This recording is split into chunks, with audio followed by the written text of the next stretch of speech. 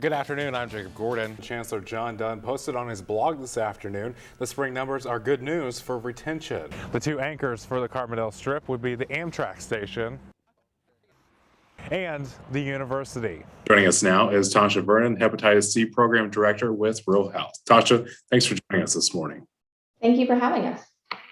And today we're learning about screening and treatment for hepatitis C. So let's start with, what is hepatitis C? Carbondale police say one suspect is in custody in connection to a shooting earlier this month, but they're still searching for two other men. And last night, the city chose to opt in to allow recreational marijuana sales. There's new information tonight about the shooting of a 5-year-old girl in Carbondale on Monday. It appears our region may be in for another flood battle this spring. All right, it's fall and it's getting time for the allergies, getting time talking about flu clinics. Shauna Ryan with Southern 7 Health Department is with us this morning. Shauna, good morning. Good morning. We're going to be talking about your drive-through flu clinics coming up. If you bought a Lucky Day Lotto ticket in Decorn, you may want to check it. The first home game is April 6th as the Cards take on the Dodgers. It took a lot of blood, sweat, and tears, but it's going to happen. After months of renovations, an historic fixture in Carbondale's northeast side is set to reopen. So we've put in quite a few new things throughout the building. Board President Robert Willis says the building was closed 2 years ago because of the lack of upkeep. The major problem was the HVAC system. You couldn't keep it warm enough for them, or you couldn't keep it cool enough for them. And that's a big piece of that. So once we were able to get that in, now you start from there. The center received donations and grants from the city of Carbondale and Jackson County. They used the money to renovate the entire building. New flooring, new tile, painting, everything. The center will once again be a place for many services and opportunities, including an education center, computer lab, and teaching kids life skills. We try to reach these young people to let them know the essence and the importance of a community. Board member Ginger Rice Sanders says one of the programs kids can participate in is sewing. Our sewing program teaches our young people how to be little entrepreneurs sewing because they're learning how to run the sewing machine. Another space that was in need of renovation, the kitchen. And everything in the ceiling is here, and the new vents is here. The stove that goes here, he just got through cleaning it. Once the renovations are complete, officials hope the center will be a place for the community to gather. There's a lot that will be going on here at the Irma Hayes Center. I am just so excited, and I'm just looking for good things to happen from this center. In Carbondale, Jacob Gordon, News 3. City leaders and students at SIU about how they feel about the changes. So we remember the Strip when it was vibrant, when it was jam-packed with people. A once thriving avenue of businesses in Carbondale is now fighting to maintain its status. But Carbondale Mayor Mike Henry says it wasn't always the case. We didn't have any vacant buildings. And it gradually, with the decline in enrollment at SIU, that's put some stress on the businesses in the downtown area. In the past 5 years, enrollment at SIU has dropped from more than 17,000 students in the fall of 2015 to 11,695 this fall, the lowest enrollment in almost 30 years. The dwindling number of students can not only be felt across campus, but throughout the city as well. Well, in the old days, we used to have 23,000 pairs of feet walking up and down the Strip. We no longer have them walking up and down the Strip. School of Business Dean Terry Clark says the Strip resembles a mall. The way a mall works is you have two anchor stores. You have two big stores, Nordstrom's at one end and let's say Macy's at the other. And once you have these two big attractive stores, the idea is that they pull people back and forth so that the retail space between those two stores becomes valuable because of all the feet that are walking by them.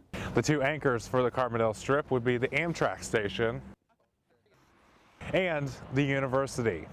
But when you have a town that has a lot of, for rent signs or closing signs, it discourages people from wanting to join this university. In the past year alone, several businesses have gone up for sale or announced their closure, including Fat Patty's, 710 Bookstore, Hangar 9, PK's Bar, Sticks, and most recently, Pinch Penny Pub.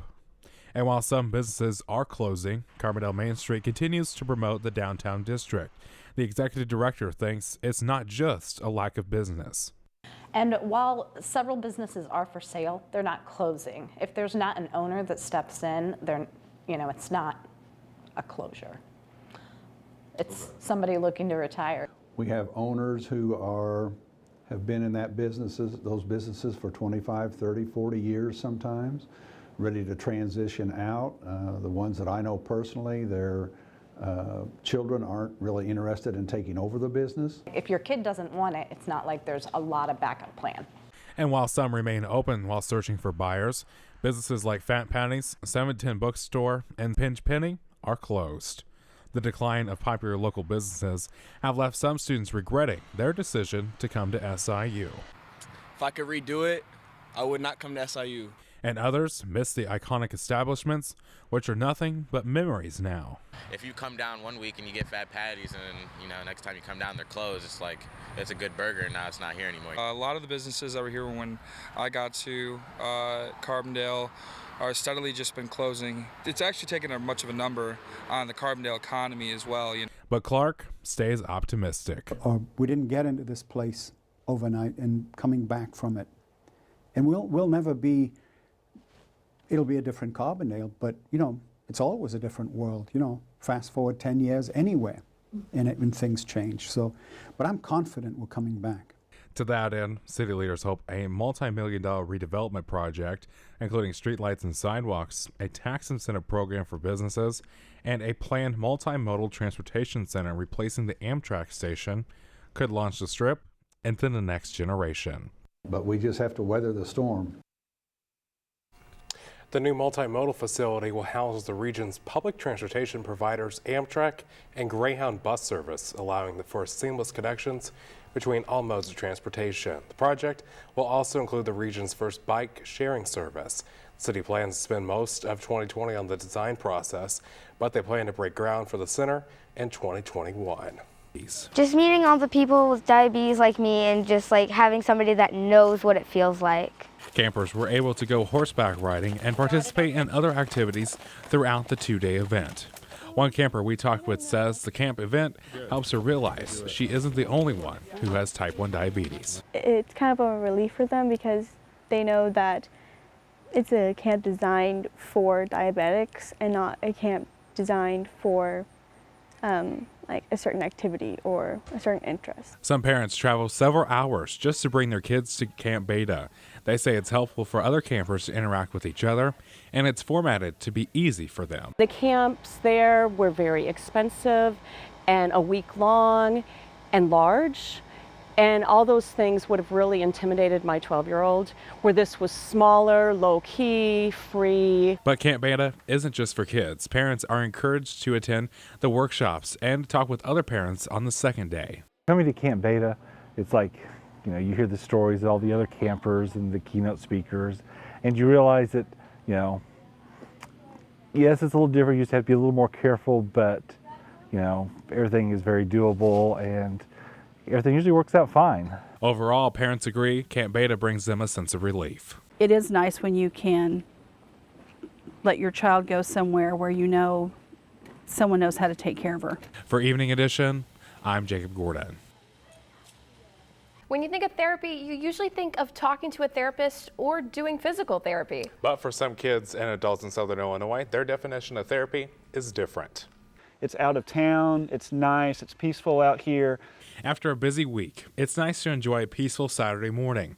But for some, they head to Giant City Stables for a therapy session. So it's a therapeutic riding program that they benefit from the feel of the horse, the ride of the horse, and it helps with memory, it helps with muscles, it helps with speech. It's just an amazing program. Specialized Equine Service is a program where kids with a disability get to ride a horse. A lot of the kids don't see it as a therapy. It's actually fun. Meet Wyatt. He has a rare syndrome which causes him to have seizures and mental delays. he's not scared of things, you know, as far as, you know, being shy or something like that, where he comes here and riding that horse really kind of builds a lot of confidence for him. Wyatt has been riding with SES since April, and his father says he can see progress. With his social skills, he used to be very, very shy, where now he comes here and he's more and more, he can't really talk just because of his delayed muscle growth, but you'll hear him try to tell people good morning now. You'll hear him try to say hi, and he's starting to become more of a social person now coming here. SES is not only for kids. I'm a prior Iraq veteran. They also have a program for veterans. It's not like a therapy session where you're going to talk to a therapist. They're healing with the horse. The riding program for veterans is once a week, and participants say it's a great way to help with healing. You get to come here and then you talk to other veterans, even it may be Vietnam, it could be Iraq like me, or it could be, you know, really any type of conflict, you know, any type of veteran.